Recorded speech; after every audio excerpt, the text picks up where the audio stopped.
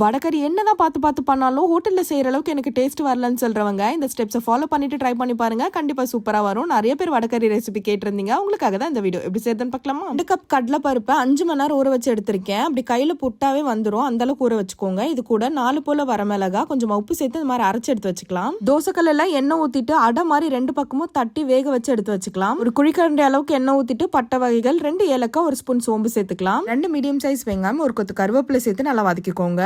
3 பச்சை மிளகாய், 2 கொத்து போல புதினா சேர்த்துக்கலாம். நல்லா வதங்கினதும் இது கூடவே ஒரு மீடியம் சைஸ் தக்காளி சேர்த்து அதையுமே நல்லா வதக்கிக்கோங்க. இப்போ தேவையான அளவுக்கு உப்பு, 1/2 ஸ்பூன் போல இஞ்சி பூண்டு பேஸ்ட் சேர்த்துட்டு அதையுமே நல்லா வதக்கிக்கலாம். 1 டேபிள் ஸ்பூன் வெறுமிளகாய் தூள், தனியா தூள், 1/2 ஸ்பூன் அளவுக்கு மஞ்சள் தூள் சேர்த்துக்கோங்க. மசாலாவோட சேர்த்து நல்லா வதக்கிட்டு இப்போ இதுல 1.5 கிளாஸ் அளவுக்கு நான் தண்ணி ஊத்திக்கிறேன். நம்ம செஞ்சு வச்சிருந்த அடைய நல்லா உதிர்த்து எடுத்துக்கோங்க. இந்த மாதிரி நல்லா கொதி வரும்போது எல்லாத்தையும் சேர்த்துக்கலாம். மிக்ஸ் பண்ணிட்டு 5 நிமிஷம் போல நல்லா குக் பண்ணிட்டு கொத்தமல்லி போட்டு இறக்குனீங்கன்னா சூப்பரான வடகறி ரெடி. கண்டிப்பா ட்ரை பண்ணுங்க. மறக்காம நம்ம சேனலை சப்ஸ்கிரைப் பண்ணிக்கோங்க. பாய்.